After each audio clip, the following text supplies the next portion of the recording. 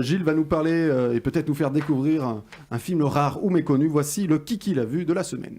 Oui, et aujourd'hui je vous parlais de Nemo, c'est un film de Arnaud Sélignac avec Michel Blanc, Carole Bouquet, Harvey Keitel, Jason Connery, Mathilde Amet, Dominique Pinon et Charlie Boorman. C'est sorti le 5 décembre 1984, ça a fait 12 000 entrées, toi, à peine plus que toi, et ça existe en DVD aux éditions LCJ. Au cœur du sujet, on trouve donc Nemo, un jeune garçon qui un soir patiente avant que l'on nous vienne lui raconter une histoire.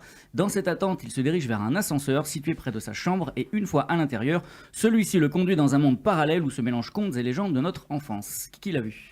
Il me semble, c'est adapté de Little Nemo. C'est ça, exactement. Non, tout. pas vu. Personne Non, d'autre. pas vu. Eh ben on écoute un extrait.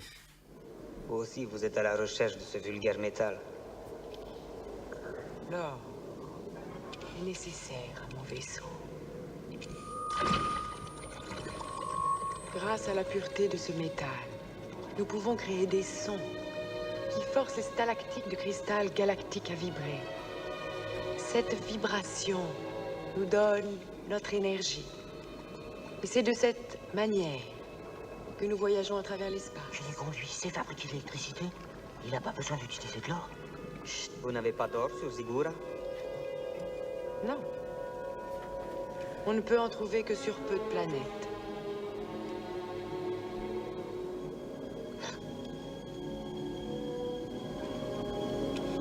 Il y a 10 000 ans de cela, nous sommes venus sur Terre.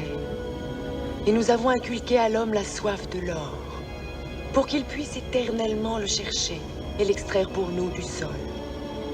Nous revenons chaque fois que nous en avons besoin.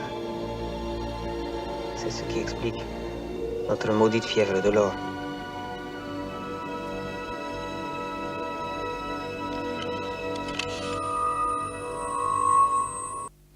Alors Nemo est une libre transposition de la célèbre bande dessinée effectivement Little Nemo conçue par Winsor McCay au début du XXe siècle.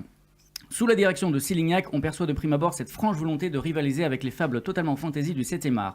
Le film sort d'ailleurs quelques mois seulement après l'Histoire sans fin signée Petersen. Pas de chance pour lui car Nemo se fait littéralement écraser par la concurrence et ce d'autant plus qu'il ne s'adresse essentiellement qu'aux grands enfants.